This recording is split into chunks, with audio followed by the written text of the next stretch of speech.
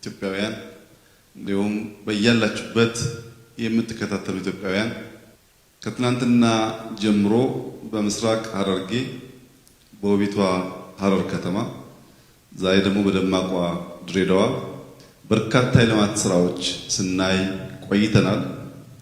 በምስራቅ ሐረርጌ ትናንት የሰው ልጅ አርሶ አደር ማሽን ሊሰራ የማይችለውን ተራራ ገንድሶ እንዴት ያለ የአፈር ጥበቃ ስራ እንደሚሰራ በአይናችን አይተን ተገርመናል።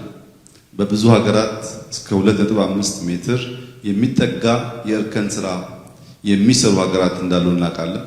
ትናንት በምስራቅ ሐረርጌ ግን እስከ 3 ሜትር እና ከዚያም በላይ የሚጠጋ የእርከን ስራ የሚሰሩ አርሶ አደሮች ውብ የሆነ እጅ ስራን ማየት መደመም እድል ስላገኘን እዛ ያልነበራችሁ ሰዎች በዚሁ አጋጣሚ ይሄንን መረጃ ባጋራችሁ ብዬ ነው። ሁለተኛው ምስራቅ ሐረርጌ ላይ ያስደነቀኝ ስራ ከጥቂት ዓመታት በፊት በሴፍቲ ኔት ይተዳደሩ የነበሩ ቆላማው ምስራቅ ሐረርጌ ላይ የሚገኙ አርሶ አደሮች ወይም አርብቶ አደሮች ታርሶ የማይታወቅ አካባቢ መጠነኛ ግድቦች በመስራት ካናሎች በማስፋፋት ሰፋፊ የበጋ ስንዴ እርሻዎች አይተናል።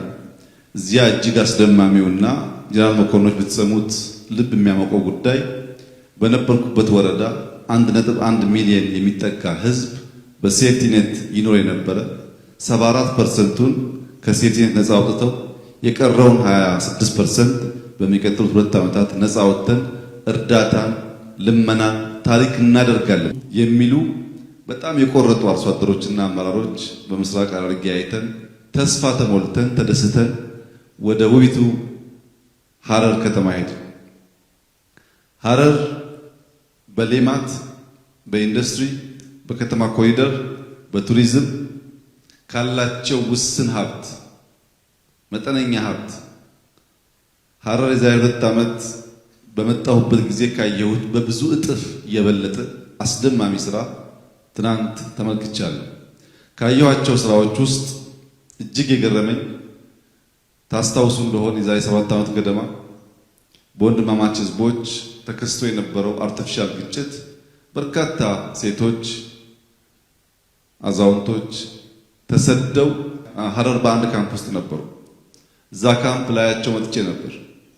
አንደኛው የገባሁበት ሼድ ስገባ አንዷ ሴት ትወልዳለች፣ ሌላኛዋ ደግሞ ህፃኗ አርፎባት ለቅሶ ብቻ የነበረበት ሁኔታ ነበር። ትናንት እዛ ቦታ ላይ ወጣቶች ተደራጅተው የኢንዱስትሪ ስራ እየሰሩ የሐረር ከተማን የሚያስቡ መብራት እየፈጠሩ በትናንትናና ዛሬ መካከል ያለውን ልዩነት እንደ ቀንና ማታ በተለየ መንገድ እንዳይ በጣም ልቤ በደስታ እንዲሞላ የሚያስችል ስራ ስላየው በእጅጉ ደስ ብሎኝ ወደ ጀጎል ደግሞ ስንሄድ ጀጎል ረጅም ጥንታዊ ታሪክ ያለው ቦታ ቢሆንም ከአያያዝ ውስንነት የተነሳ ውበቱ ብዙ ስራ የሚጠይቅ ነበር። ፕሬዝዳንት ውርዲ ከክልሉ ነዋሪዎች ጋር በመተባበር ምንም አይነት ድጋፍ ሳይደረግለት ጀጎልንም አካባቢውንም ሐረርንም በስሟ ልክ ውብ የሚያደርጋትን ስራ እየሰሩ ፍቅር ተመግበን ፍቅር አይተን ፍቅር እግር አወጥቶ ሲጓዝ ተመልክተን ወደ ድሬዳዋ